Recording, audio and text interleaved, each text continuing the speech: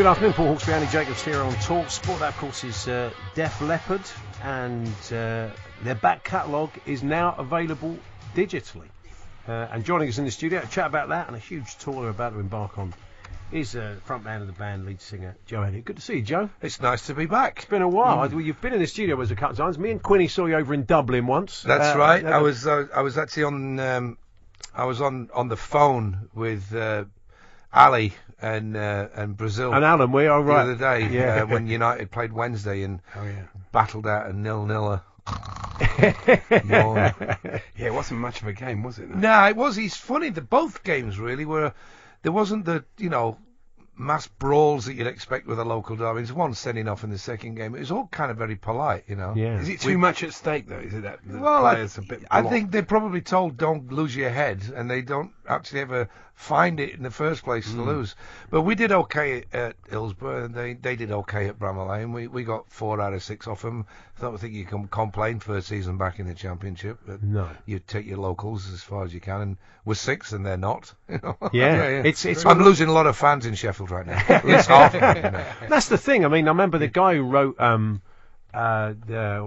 his name is completely gone. It will come back in a moment. But the famous Rabsy Nesbitt. The guy who wrote Rabsy Nesbitt never let on whether he was Celtic or Rangers. You got a bit of a steer from the character, but because he didn't want to lose one half of Glasgow. But it's slightly different with football, of course. It is. Yeah, I mean, look, Oasis, if they reformed, or if Noel or Liam Gallagher play Manchester, they're going to sell out no matter what team they support. And half the Man United fans just.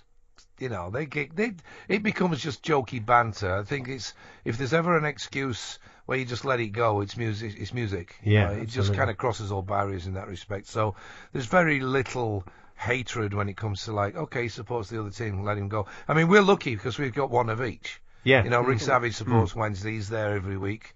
I support Sheffield United, so it kind of balances out. Yeah, I think Jose and Pep Guardiola are more likely to do a gig together than Noel. It's not looking good. Just when it looks like it could be on, it looks like it's off again, unfortunately. Now we'll come back to Blades, but I was saying that your stuff, all your back catalogue is now available digitally, and that's a fairly recent thing because you kind of like a number of bands, you'd held out for a while. We were apparently the biggest standout. What they call it.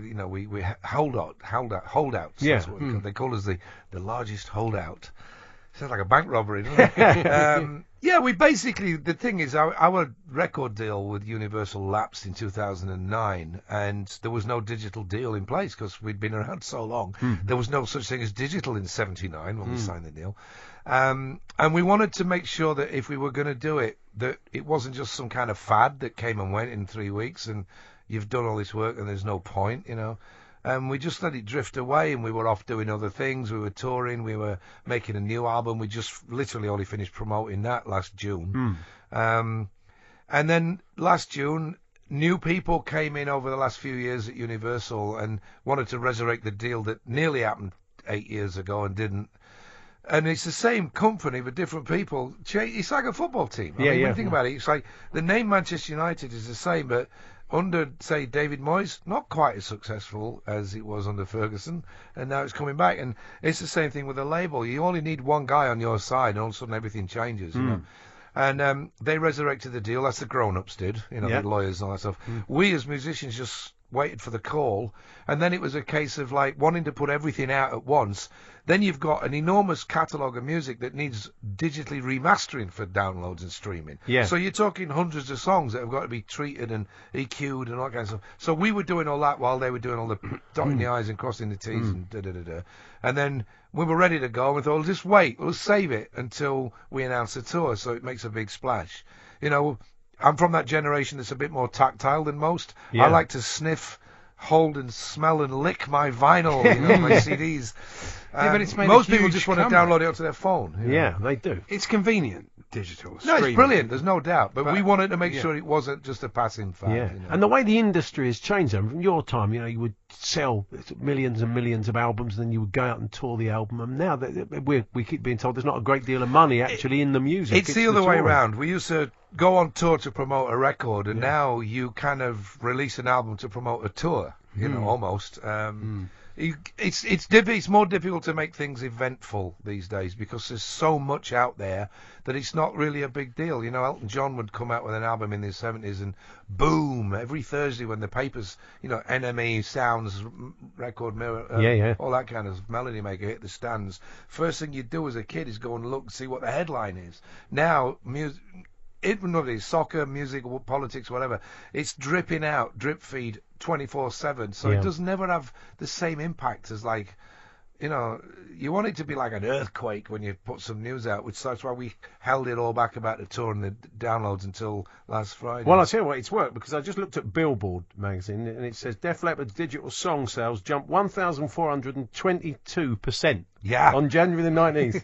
So, yeah, the audio streaming's gone mad because people have not been able to do that for years. And, it's, you know, the other thing about it, of course, Joe, is that you get a whole new audience that discover you that don't know anything about That's you. very true, you know. In many respects, people are saying to us that we're, like, behind the eight ball on this, or you're like, oh, you're old-fashioned, you know what we're doing. It's like, it really worked in our favour. Like, you know those scenes in movies where somebody's about to push the dynamite thing down and the guy's going, not yet, wait a minute, now, you know, and that's what we were doing. We were waiting for all the, you know, the Germans to get on the bridge before we blew it up. You know? So you are touring as well? We are. We've just announced tour. a huge 60-date tour of the USA with a band called Journey, which is going to be in stadiums and such iconic venues as Madison Square Gardens and the LA Forum and stuff. But more importantly for the British audience, we are bringing Hysteria to the UK and Ireland starting December the 1st in Dublin.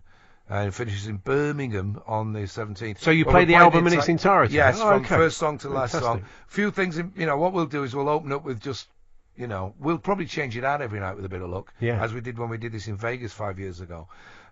Do 45 minutes or so of whatever, and then take a, you know, some kind of film roll or whatever, a big drum roll or a film roll. And then play the album and then encore with something else, you know. So it'll be a big night. You mentioned Elton John there, and he's announced this morning that he's going to retire from touring, but presumably you've still got a massive enthusiasm. He has got a few years on, Joe. No, of course, It will happen. It happens. I mean, inevitably, footballers retire, musicians do. I mean.